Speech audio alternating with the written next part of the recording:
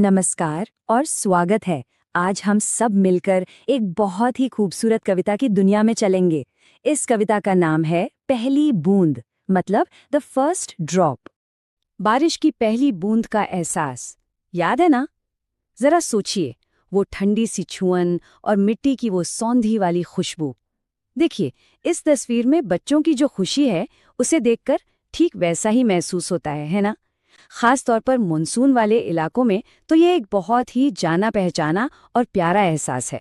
तो चलिए देखते हैं कि आज हम क्या क्या करने वाले हैं। सबसे पहले बारिश के जादू को समझेंगे, फिर कवि से मिलेंगे, एक एक करके कविता की पंक्तियों का मतलब समझेंगे, कुछ नए शब्द सीखेंगे, एक छोटा सा क्विज करेंगे और आखिर में कविता का पूरा संदेश समझेंगे। बारिश की पहली बूंद में ना एक जादू सा होता है। ये सिर्फ पानी की एक बूंद नहीं होती, बल्कि ये तो पूरी दुनिया को ही बदल देती है। सूखी धरती में जैसे जान डाल देती है और हर तरफ एक नई जिंदगी का एहसास कराती है। और ये इतनी अद्भुत कविता हमें दी है गोपाल कृष्ण कौलजी ने। वो एक ऐसे लेखक थे जिन्हें बच्चों के लिए लिखना बहुत पसंद था, खासकर प्रकृति के बारे में। गोपाल कृष्ण कौलजी बच्चों के लिए प्रकृति, देश प्रेम और जानवरों पर कविताएं लिखते थे। पर उनकी सबसे बड़ी खूबी क्या थी पता है? शब्दों से तस्वीरें बना देना। और यही कमाल की कला हम उनकी कविता पहली बूंद में देखने वाले हैं। तो अब समय आ गया है कविता की पंक्तियों में गोता लगाने का। हम इसे हिस्सा दर हिस्सा पढ़ेंगे ताकि इसके गहरे अर्थ और सुंदर कल्पना को पूरी तरह समझ सकें। चलिए सुनते हैं। वह पावस का प्रथम दिवस जब पहली बूंद धरा पर आई, अंकुर फूट पड़ा धरती से, नव जीवन की ले अंगड़ाई। तो देखिए कैसे ये छोटे छोटे शब्द मिलकर एक बड़ी और शक्तिशाली तस्वीर बना रहे हैं। पावस यानी बारिश का मौसम। जैसे ही पहली बूंद धरा यानी धरती पर गिरती है तो जमीन से अंकुर ऐसे फूटता है मानो कोई नव जीवन अंगड़ाई ले रहा हो। वाह, यहाँ कवि ने अंकुर को एक इंसान की तरह अंगड़ाई लेते दिखाया है। कितना सुंदर है ये। अगली पंक्तियां हैं, धरती के सूखे अधरों पर गिरी बूंद अमृत सी आकर, वसुंधरा की रोमावली सी हरी दूब पुल की मुस्काई। यहाँ पर कवि ने सूखी धरती की तुलना प्यासे होठों यानी अधरों से की है और बारिश की बूंद को जीवन देने वाले अमृत जैसा बताया है। और फिर से देखिए, हरी दूब यानी हरी घास खुशी से मुस्कुरा रही है। ये कितना खूबसूरत तरीका है प्रकृति में जान डालने का।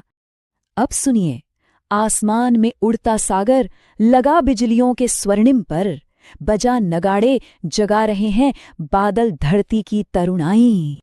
क्या शानदार कल्पना है। कवि बता रहे हैं कि तूफान कैसे आ रहा है। बादल एक उड़ते हुए सागर जैसे हैं, जिनके पंख बिजली के यानी स्वर्णिम हैं, सोने जैसे।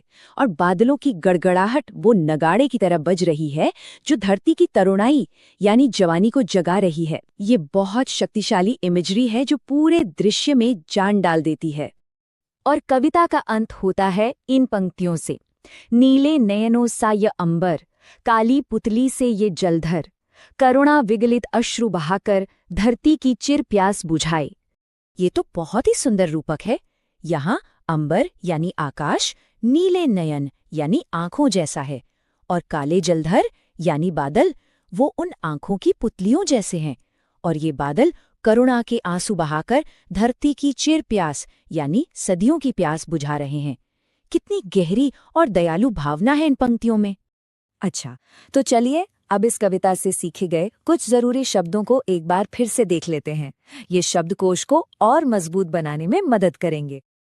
ये है वो खास शब्द जो इस कविता में जान डाल देते हैं। इन्हें अपनी नोटबुक में जरूर लिख लेना चाहिए। ये आगे चलकर दूसरे हिंदी पाठों को समझने में भी बहुत काम आएंगे। तो चलिए अब एक छोटी सी प्रश्नोत्तरी से अपनी समझ को परखते हैं। जवाब सोचने के लिए थोड़ा समय ले सकते हैं। पहला सवाल है, कविता में नवजीवन की ले अंगड़ाई ये वाक्यांश किसके लिए इस्तेमाल हुआ है? अ बादल के लिए, ब बूंद के लिए, स अंकुर के लिए या द पावस के लिए? सोचिए जरा। बिल्कुल सही, सही जवाब है अंकुर। बहुत बढ़िया। चलिए अगला सवाल देखते हैं। पंक्ति काली पुतली से ये जलधर में काली पुतली किसे कहा गया है? अ बारिश की बूंदों को, ब बूढ़ी धरती को, स नगाड़े को या फिर द बादल को? और इसका सही जवाब है बादल। प्रश्नोत्तरी पूरी करने के लिए शाबाश। तो इस पूरी कविता का निचोड़ क्या है? इसका मूल संदेश क्या है? चलिए इसके केंद्रीय विचार को ठीक से समझते हैं। असल में ये कविता बारिश की पहली बूंद को आशा, एक नई शुरुआत और प्रकृति के जीवन देने वाली शक्ति के प्रतीक के रूप में दिखती है।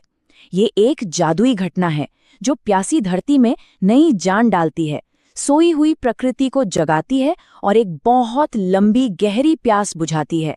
और अब जाते जाते एक सवाल, जब पहली बारिश होती है तो वो हमारे आसपास की दुनिया में क्या नया जीवन लेकर आती है, इस पर जरूर सोचिएगा।